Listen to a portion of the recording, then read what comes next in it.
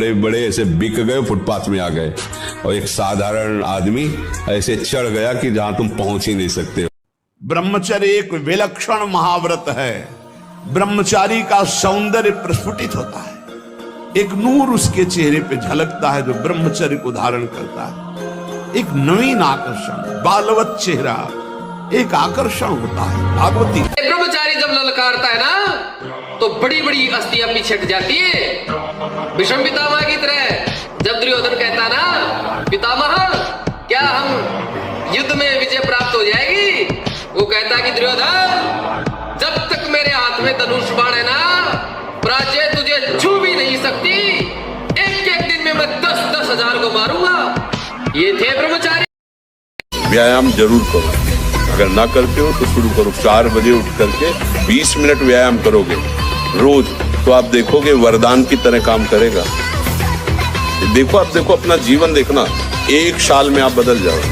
1 साल में चेहरा बदल जाएगा, जीवन बदल जाएगा।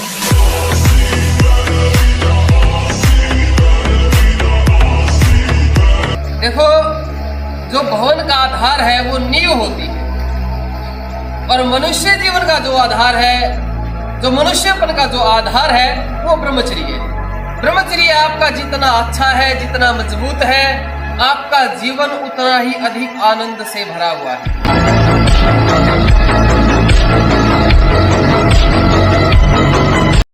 ऐसे पूरा मकान बनने के लिए नींव मजबूत होना जरूरी है। चाहे जयखंड का बना लो आप, अगर नींव मजबूत है। नींव मजबूत नहीं तो फिर मकान ढह जाएगा। चाहे जिस मार्ग में चलना चाहो, चाहे जिस संप्रदाय में चलना चाहो, आपका ब्रह्मचर्य नींव है जीवन की।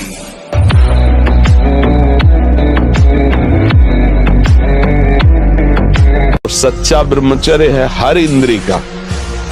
वाणी का ब्रह्मचर्य व्यर्थ का बकवास नहीं, भगवत चिंतन हितकर मधुकर वाणी। नेत्रेंद्रिय का ब्रह्मचर्य सब में भगवत भाव देखना, कहीं कोई काम आदि की चेष्टा को न देखना। श्रवणेंद्रिय का भगवत चर्चा सुनना, शास्त्र चर्चा सुनना, व्यर्थ की बातें न सुनना। ऐसे हर इंद्रिय का ब्रह्मचर्य हो जाएगा तो ब्रह्मचर्य का मतलब ब्रह्म में ही स्थित महापुरुष। सच्चा ब्रह्मचर्य का स्वरूप है ब्रह्म में स्थित महापुरुष।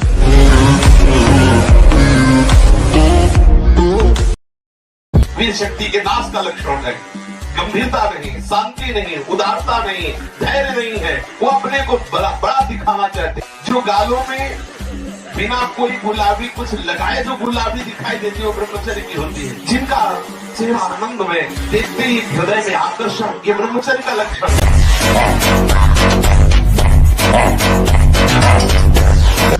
अगर आप किसी भी तरह प्रमाद स्थिति करते हैं और 6:30 बजे तक सोते हैं तो संशय है आपके ब्रह्मचर्य पर, नहीं रह सकते ब्रह्मचर्य। जो नियम संयम का त्यागी और भ्रष्ट आचरण वाला होता है, उसकी कभी दिनचर्या एक जैसी हो ही नहीं सकती।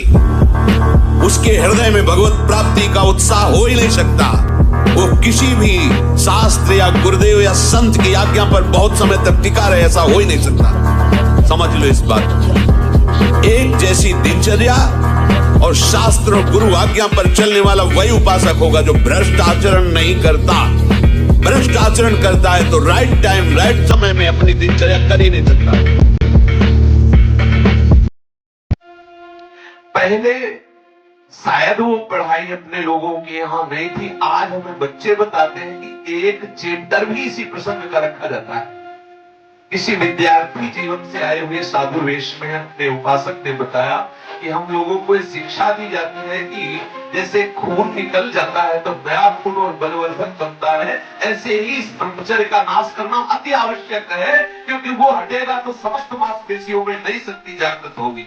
बोलो कितनी बड़ी हानि की बात, कितने बहुत बड़े दोष की बात।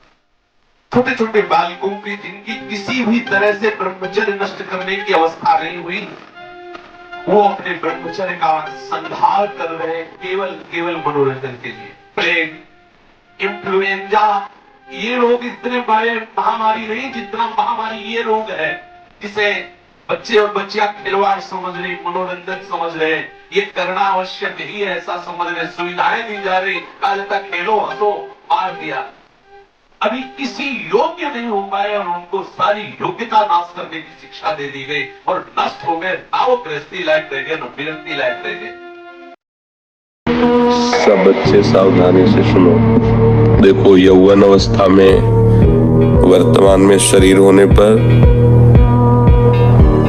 हर साधक साधिका को चाहिए, अगर गृहस्थ में नहीं जाना तो परस्पर स्त्री पुरुष के आकर्षण से सर्वतोभावेन बचना है। किसी भी प्रकार से अपने ब्रह्मचर्य को नष्ट नहीं होने देना है। आप उठिए प्रभु, आपको भगवान ने हमारे सामने भेजा, आप हमारे सामने बैठे, उठिए।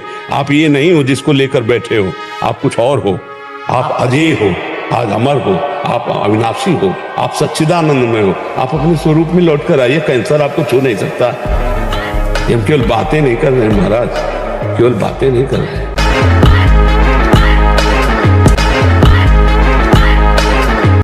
ब्रह्मचर्य अत्यंत आवश्यक है। नींद पर काबू पाने के लिए, शरीर पर शासन करने के लिए, मन पर शासन करने के लिए, दिव्य आनंद का अनुभव करने के लिए ब्रह्मचर्य नींव है, नींव। भले आप गृहस्थ में हैं, प्राण चाहे चले जाए, कदम पीछे नहीं हटाएंगे। प्राण चाहे निकल जाए, हम गलत मार्ग में कदम नहीं रखेंगे। आप देखो, संकल्प करके कौन आपके संकल्प को तोड़ पाता है।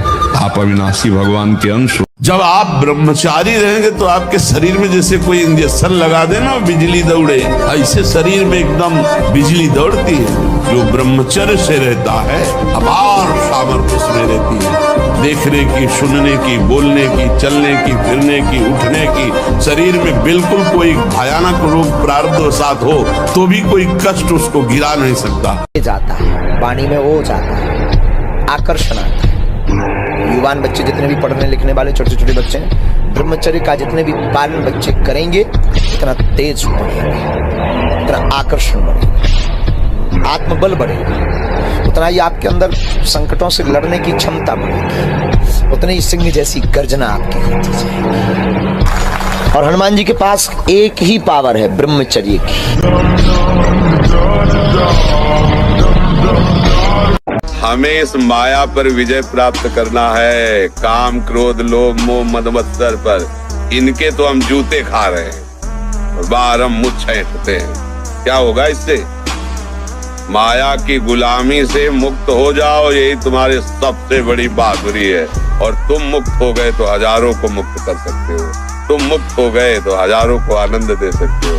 काम क्रोध का गुलाम कुछ नहीं कर सकता, न देशभक्ति कर सकता है और ना हृदय को आनंदित अपने न दूसरों को। अभी आप 1 साल ब्रह्मचर्य रहिए, आप फिर देखिए आपके विचार कैसे होते हैं, आपको किस शरीर में कैसी ऊर्जा होती है, आपका प्रतिज्ञा, आपके वचन, आपकी चेष्टा, आपकी क्रियाएं कितनी मतलब पवित्र और साफ, स्वच्छ, एकाग्र।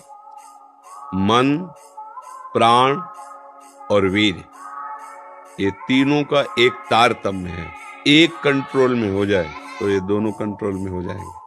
अगर आपका ब्रह्मचर्यहीन जीवन है किसी भी क्रियाओं से, मतलब अधिक वासना और मन गंदा और चंचल होगा, तो आपका ब्रह्मचर्य ठीक है।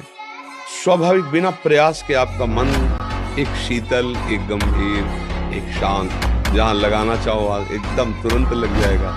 अभ्यास और ब्रह्मचर्य, प्राणों का संयमन, मन का एकाग्र होना, ब्रह्मचर्य ठीक रहना, तीनों का तारतम्य है। सब बच्चे सावधानी से सुनो। देखो, यौवन अवस्था में वर्तमान में शरीर होने पर हर साधक साधिका को चाहिए, अगर गृहस्थ में नहीं जाना तो परस्पर स्त्री पुरुष के आकर्षण से सर्वतोभावेन बचना है। किसी भी प्रकार से अपने ब्रह्मचर्य को नष्ट नहीं होने देना है।